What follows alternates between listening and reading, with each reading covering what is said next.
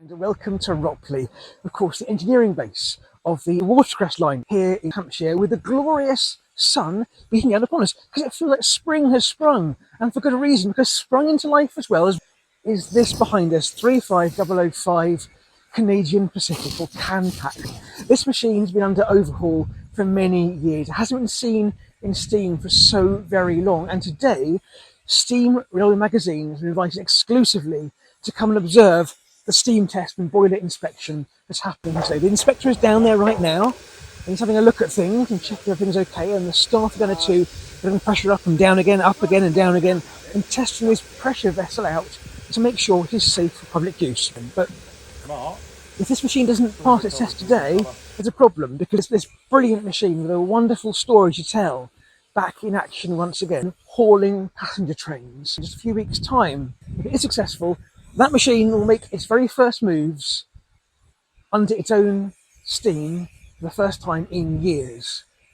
Now, I've been here since this morning, watching them get up steam and watching dedication of these staff and volunteers. Let's see what's been going on down there now. First things first, CanPac was shunted into place in front of the engineering workshops by a Class 08 shunter. Oh, the indignity.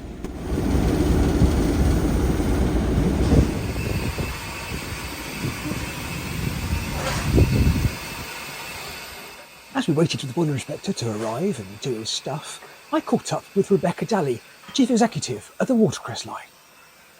It's massively important that CanPac is back on the rails, because it's a project that we've started really a long time ago. It's been an aspiration ever since the locomotive came out of its last preservation job, and sort of 14, 15 years ago, and I don't think anybody quite realised what a journey it would be.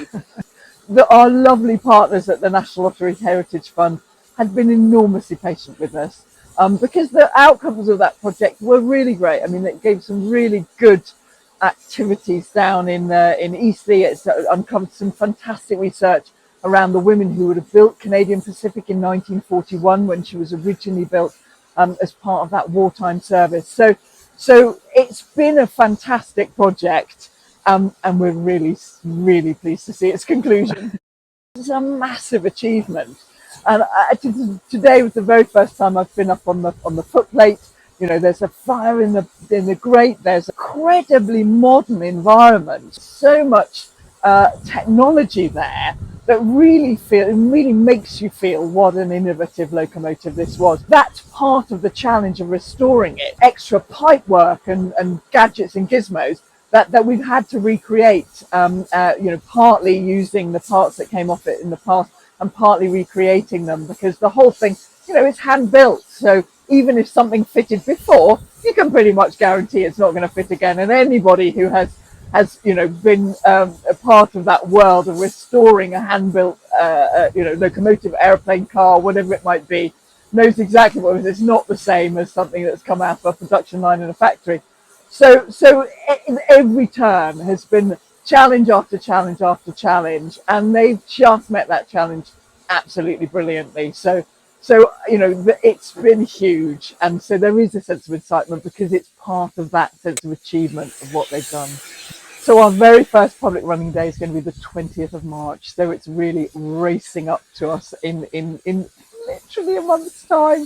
So it really feels like it's springtime for the Watercress Line, for Canadian Pacific as a locomotive, and for the project as a whole. And we hope people will come and share that with us.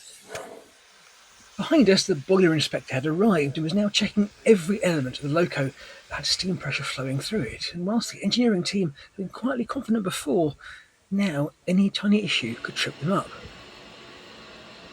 But then, at last, success. So, with paperwork off to go sort and other finishing touches, maybe it was now time to see if CanPac might finally move itself along the rails. But the afternoon wore on. Will Stratford of the Watercress Film Unit explains what's going on.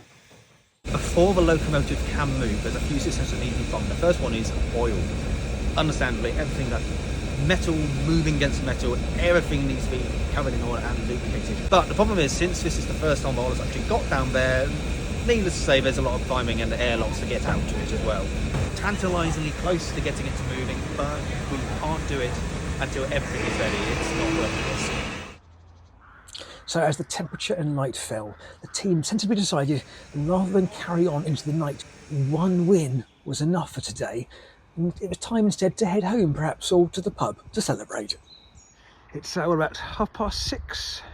The engineering manager, he's pretty certain, and they know what's wrong with this, a very small part has got blocked. They know what the problem is, and the team did not leave tonight with dejected faces. They all left with smiles on their faces because their locomotive that has taken more than a decade to rebuild has passed the test, and tomorrow morning they're going to fix that final part, and I know they're going to win. But tomorrow is another day, and that is going to travel.